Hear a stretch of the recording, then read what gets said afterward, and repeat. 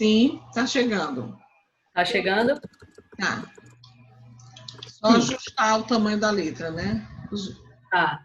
Pronto. Deixa eu só abrir aqui a tela inteira. Pronto. Chegou aí? Chegou. Pronto.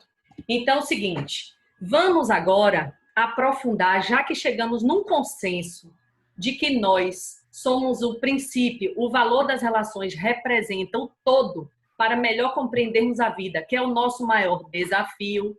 Vamos agora juntos construir. Vocês estão vendo nessa tela aí toda lilás azulada?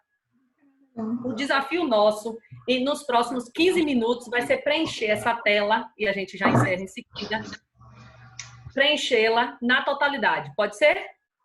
Os dedinhos? Vamos lá. Então, a grande síntese das relações, as relações são, portanto, o nosso foco, porque elas nos possibilitam ver o todo que somos e compreender tudo o que podemos fazer a partir de nós próprios. Aqui nós vamos estar diante de nós próprios no dia a dia do viver. Eis que toda relação, até que se prove o contrário, toda relação ela tem um princípio, ela tem um meio e ela tem um fim. Qual a primeira fase, o primeiro momento, o primeiro movimento de uma relação? A primeira fase, podemos dizer que é sempre um tipo de contato. Então, eu posso fazer um contato visual, eu estou olhando agora para vocês via uma câmera. Nós podemos fazer um contato físico, nós podemos fazer um contato auditivo, telepático, são tipos de contato. Eu estou em casa, toco o telefone, eu penso que é fulano, e olhe, quando eu atendo o telefone, é fulano, não é? Então, é um tipo de contato. Toda vez que nós estabelecemos contato com algo, com alguém, na sequência, vem um segundo nível, uma segunda fase da relação. E daí, sinta-se à vontade para entrar comigo. Quem quiser, abre o microfone, pergunta, interage no que for necessário, tá? Vou seguindo aqui. Então, a segunda fase da relação é sempre o sentir, porque ao fazer o contato, por exemplo, você fez o contato com um chamado telefônico e aí o telefone tocou, você sentiu algo dentro de você e ao sentir, você veio na sequência um nome. E aí você diz fulano. Fulano, você fez uso de um terceiro nível da relação, que é o pensar.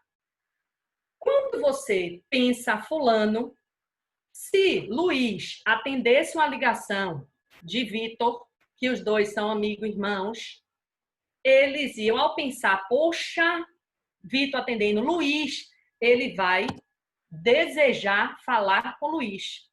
E ao desejar falar com Luiz, obviamente, isso dá prazer a ele, é bom falar com um amigo, com a pessoa que você gosta, tá? Mas também o contrário poderia acontecer. Exemplo, você faz o contato, sente, o telefone tocou, você sente que alguém, esse alguém tal é mesmo, quando você vai atender o telefone e você pensa, ai meu Deus, fulano, você tem um problema para resolver com esse fulano. Um exemplo, tipo a ligação da TIM, a fatura, aí você pensa, fatura, TIM, aí você deseja desligar essa ligação. E isso também lhe dá prazer, porque você não quer mais falar com o pessoal que está cobrando da TIM, tá? Beleza. Agora, quando nós estamos nessa busca do prazer, a tendência é não querer pará-lo. E ao não querer pará-lo, ou seja, eternizar o prazer, nós entramos na dimensão da dor, invariavelmente. Porque não dá para eu ficar, mesmo gostando muito, eu, Vitor, gostando muito de falar com o Luiz, não dá para eu ficar a noite toda, outro dia todo falando. Vai dar algum tipo de dor, porque não vai dar atenção à esposa, não vai dar atenção aos cachorros, só Vitor tem 3 dentro de casa, não vai conseguir dar atenção ao trabalho, o que seja. Se for com a TIM, não vai adiantar eu querer esse prazer de não falar com a TIM a vida inteira, porque um dia eu vou ter que pagar a tal fatura da TIM, entende? Pronto. Enquanto o prazer é maior do que a dor, eu tendo a postergar, empurrar com a barriga e continuar fazendo o que eu faço, mesmo sabendo que está fora do equilíbrio. Mas chega uma hora que a dor é maior do que o prazer. E aí, quando a dor é maior do que o prazer, vem uma última fase da relação, que não é difícil nós considerarmos, que é a reflexão. Portanto, inevitavelmente, todo momento que a dor é maior do que o prazer, eu sou levado, impulsionado pela própria lei natural a refletir. Por demais fantástico. Ou seja, nós nunca somos desistidos. Ninguém, assim, a nossa essência não desiste de nós, entende? Isso é até um alento. Só que o nosso plano, e isso, gente, esses 7 níveis aqui de uma relação serve para qualquer, eu posso encaixar aí qualquer exemplo, seja de um alimento, seja de uma aula, na relação com os meus alunos na sala de aula, seja no hábito que eu tenho pessoal. Eu tenho um amigo, ele já faleceu, inclusive, mas ele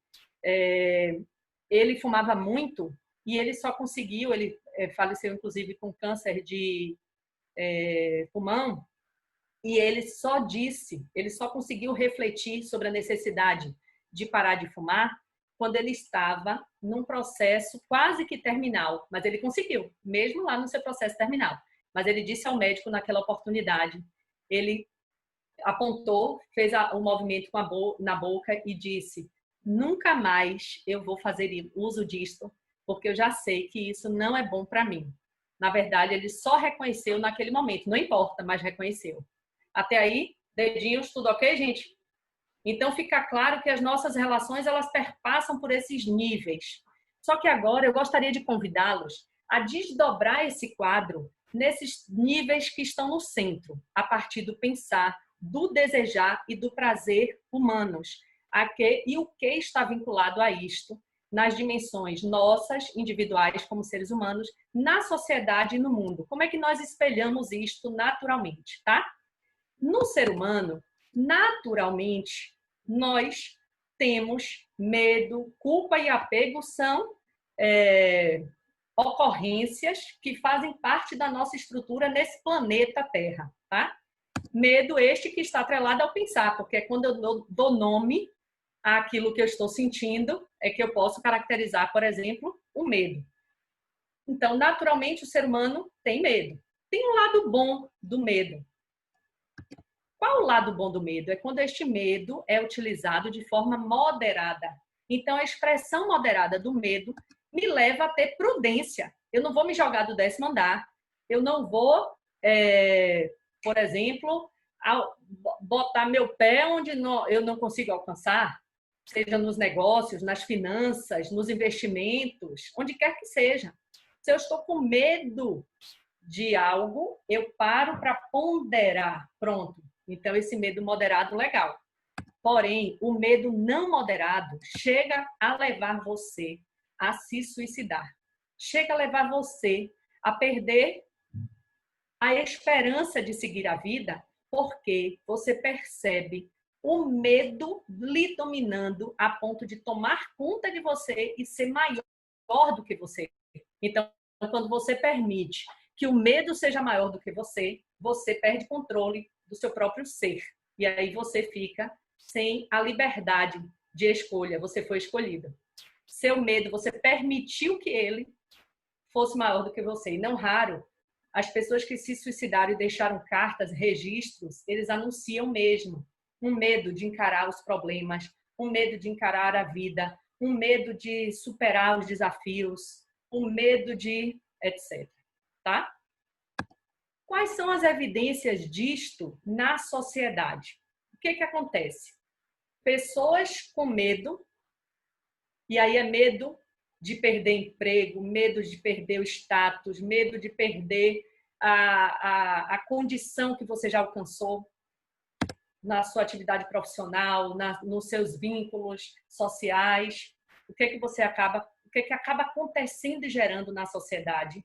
A corrupção, que é a ação de corromper, é romper o real. E aí, não raro, por conta disto, medo de perder emprego, você vende até a sua alma. Tem gente que vende sua alma, com medo de perder aquela condição, aquele status, aquilo que já conseguiu adquirir, entende? Só que pensemos juntos, várias sociedades corruptas e vivendo disto, o que é que nós geramos e acontece com repercussão no mundo, o que nós chamamos de colonização. Está dando para visualizar aí a imagem toda? Colonização? Ok.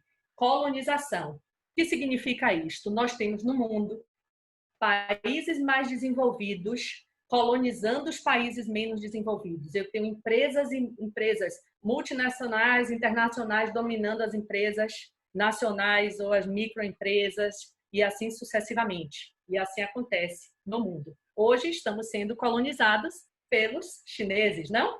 Vejamos se não. Tudo made in China. Os princípios, os valores vão sendo disseminados e vão sendo incorporados, quer consciente, quer inconscientemente. Vamos agora para a segunda escala de aprofundamento, que ainda é natural do ser humano, como eu disse, além do medo, é natural do ser humano a culpa.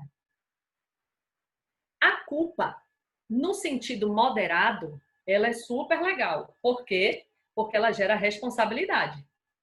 Então, eu me sentindo culpado porque eu não estou dando atenção devida, como disse Luiz, eu repeti, enfatizando, se eu estou me sentindo culpado porque eu não estou conseguindo dar atenção por igual à minha vida pessoal, profissional e espiritual nos 33,3% que eu falei, lembra disso, do tripé que não está equilibrado? Ufa! Se eu estou me culpando porque eu não estou cuidando bem disto, ó a culpa moderada legal, eu vou agora me tornar mais responsável, vou ficar, como disse Luiz, mais presente com o estado de atenção aqui agora, sem olhar o chat de Vitor, aqui totalmente atento, vou ficar mais responsável a ponto de fazer cumprir isto melhor.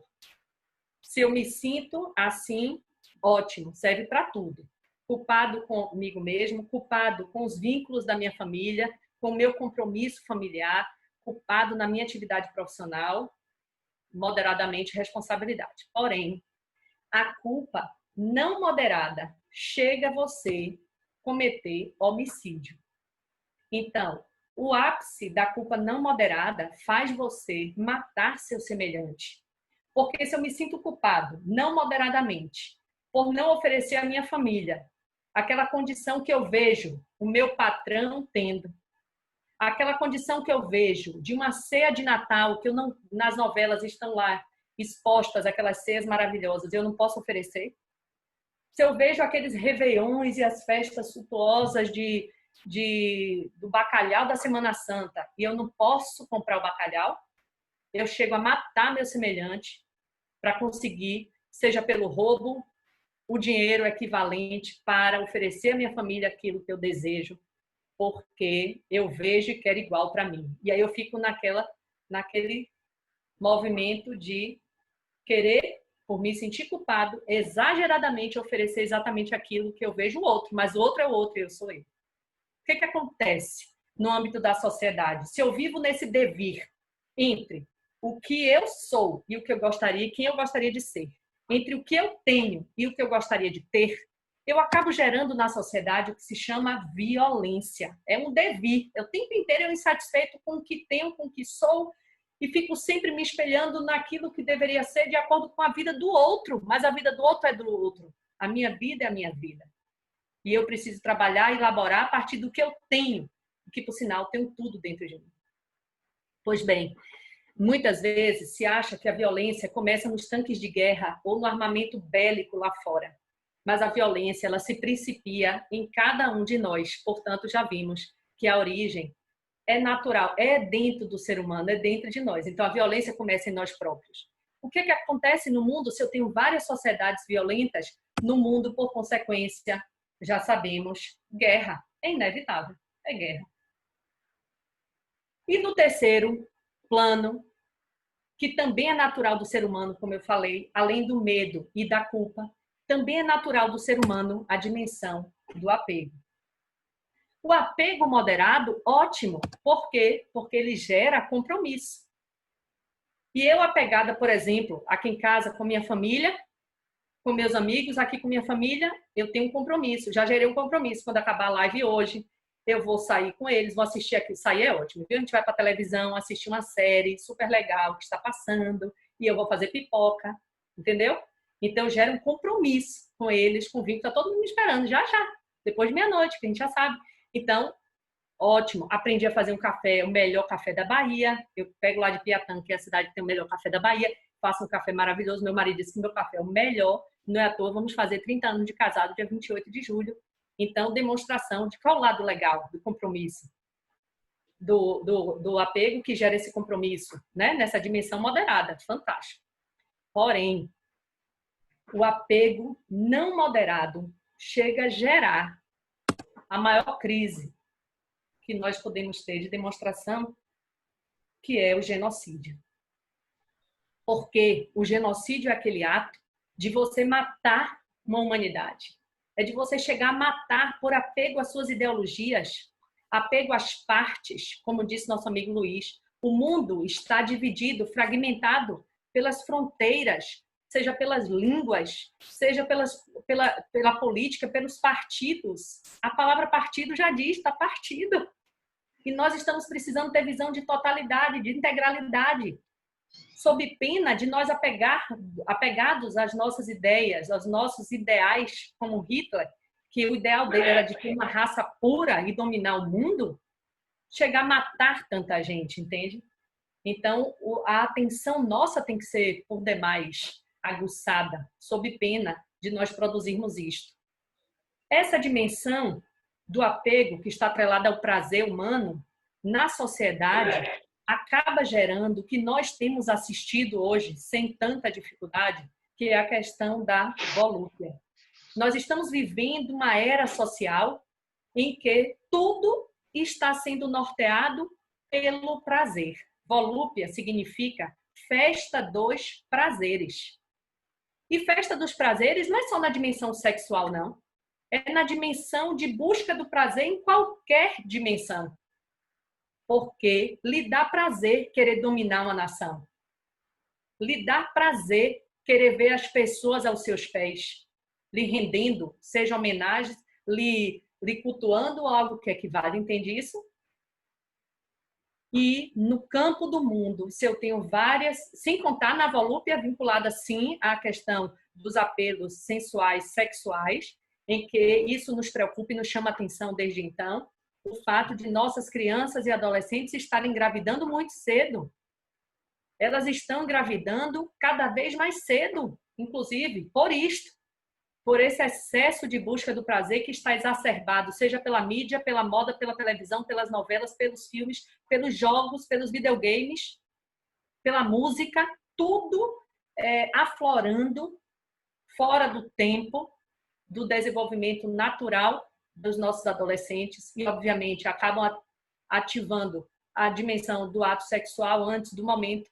Resumindo, muitas das nossas crianças, que não são nem adolescentes, engravidando aos 9 anos de idade. O que é que significa isso? Se o nosso corpo se desenvolve até 21 anos, portanto, se eu engravido antes dos meus 21 anos de idade, eu vou interromper fluxo de desenvolvimento corpóreo do meu corpo. Eu estou falando só de corpo, sem os outros elementos, tá certo? E na dimensão do mundo, várias sociedades vivendo a volúpia, nós temos no mundo o que chamamos promiscuidade. Então, um mundo promíscuo, com carência de identidade, e em nome dele, do prazer, tudo pode irrestritamente. Daí cabe-nos a reflexão. Esses são os frutos que nós estamos conseguindo ver, que nosso irmão Luiz chama das dores da sociedade, nós chamamos das 12 escolas. São 12 escolas, entende? Medo, culpa e apego, suicídio, homicídio, genocídio, corrupção, violência, volúpia, colonização, guerra, promiscuidade. São 12 escolas. E aí nós queremos aprofundar. E em relação ao medo, quais são as ações que eu posso fazer para conter o medo? Despertar a minha vontade. Eu preciso ter uma vontade para suplantar este medo e não deixar ele me sucumbir a ponto de me matar. Quais são as ações para minimizar o medo? Eu preciso fazer terapias, sejam da pedagogia, da psicologia, da psiquiatria. Eu preciso fazer uso disto, senão o medo toma conta de mim e faz o que não deve. E quais são as ações para extinguir o medo dentro de mim? Simples, foi dito por um dos nossos irmãos, autoconhecimento. Porque quem não conhece a si mesmo obviamente, no dia a dia das relações vai sair tudo de dentro, o que presta e o que não presta. Mas saindo o que não presta, faz o que não deve. E as consequências, às vezes, são irrecuperáveis nessa existência. Entende? Passando, agora vou ser um pouquinho mais rápido que meu tempo já foi. Na dimensão da culpa. Oh, Joãozinho apareceu. Quais são as ações para conter a culpa? Vamos lá. Despertar minha consciência. Porque se eu tiver consciência, eu vou ter condições de fazer escolhas no meu dia a dia a ponto de não ser alvo fácil de ceder aos conflitos do devir da vida. Simplesmente eu vou compreender por que eu estou vivendo aquilo, vou imprimir energia para fazer o que eu devo fazer para sustentar a minha família, para fazer e buscar um melhor emprego e algo que equivalha. Quais são as ações para minimizar a culpa dentro de mim? Terapias, faltou um E aí, da pedagogia, da psicologia ou da psiquiatria. E qual a ação para extinguir a culpa em mim? Autoconhecimento. Olha como vamos chegar tudo em autoconhecimento. Vejamos. E quais são as ações para contenção do apego em mim? Despertar a ciência. O que é a ciência? É a capacidade de realizar a altura do que a consciência pede, entende? Porque Edgar Morin, um autor famoso, reconhecido no mundo, ele já diz: fazer ciência sem consciência fragmenta o corpo físico e deforma a alma humana. Fazer ciência sem consciência são ambos mutilantes e mutiladores. Então, para suplantar, para conter a dimensão desse apego que chega a me fazer levar a matar a humanidade, ciência, despertar essa condição em nós. Para minimizar, pedagogia, psicologia e psiquiatria. E para extinguir, como dissemos, autoconhecimento. Para essas 3 escolas, as suas respectivas ações. Na sociedade, como conter a corrupção? Simples. Conter a corrupção? Lei anticorrupção. Todo mundo deveria ler. Não vai dar tempo mais agora falar dela, mas anota o número aí, depois vocês pesquisam. Preciso ler para conter ela em mim, ver os efeitos dela. Como ação de minimizar a corrupção? Observatório Social do Brasil dá várias dicas, como eu posso agir de forma mais compartilhada, integrada, sem precisar estar passando por cima do meu semelhante, sem precisar estar puxando o tapete e falando mal do outro para me sobressair, me destacar. E qual a ação para extinguir a corrupção? Autoconhecimento. Agora vamos para a violência. Como conter a violência? Simples. Lei de Segurança Nacional. Estudemos, aprofundemos também, além da Lei de Anticorrupção, Lei de Segurança Nacional. Como minimizar a violência? Nós vamos trabalhar com, aí a Fé Consegue, a federação, que aí também vocês podem dar uma pesquisada, do Conselho de Segurança, que tem todos os indicativos de como fazer para minimizar a violência. Como extinguir a violência? Autoconhecimento. Olha onde voltamos. Autoconhecimento. Volúpia. Como conter a volúpia? Simples. Código Penal Brasileiro. Temos Lei Maria da Penha, já temos muito material para dizer como se contém a questão da volúpia. Ações para minimizar.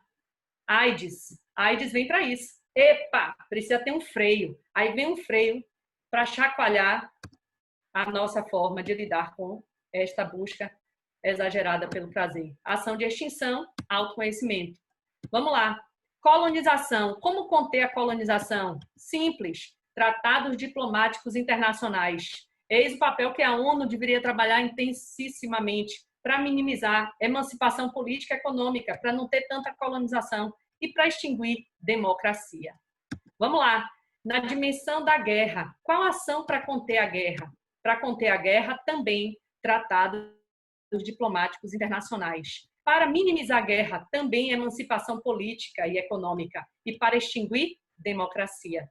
Com ela, vamos extinguir guerra. Promiscuidade. Para conter promiscuidade, AIDS. Para minimizar educação. E para extinguir autoconhecimento. Daí, nós chegamos numa síntese. O autoconhecimento, ele se apresenta como... Deixa eu só parar aqui o compartilhamento, voltar aqui para nós. O autoconhecimento, portanto, se apresenta como meio de extinção de todas as evidências das grandes dores da humanidade a partir do ser humano, melhor, do ser humano, da sociedade e do mundo. E o autoconhecimento nada mais é do que a expressão última da consciência. Portanto, quanto mais eu desenvolvo, desperto, construo minha consciência, mais eu me autoconheço. E quanto mais eu me autoconheço, mais eu expando minha consciência, expando minha percepção sobre o todo que sou, sobre a minha conexão com o todo que me constitui e com condições de ter um viver mais equilibrado, portanto, menos conflituoso. Eis que a consciência nos convida a lembrarmos que ela representa aquela equação que não deixa resto. Quiçá, meus irmãos, possamos viver uma vida assim, sem deixar resto, sem deixar arestas, sem deixar conflito, sem produzir isto a partir de nós, entende? Porque o mundo está carente de uma nova qualidade de ser humano, de uma nova geração, de um novo ser, de um ente consciente. Façamos então a nossa parte, cada um a partir de nós, com a dimensão da totalidade. Muito obrigada a todos. Consegui acabar antes de meia-noite, gente, mas a palavra está franqueada.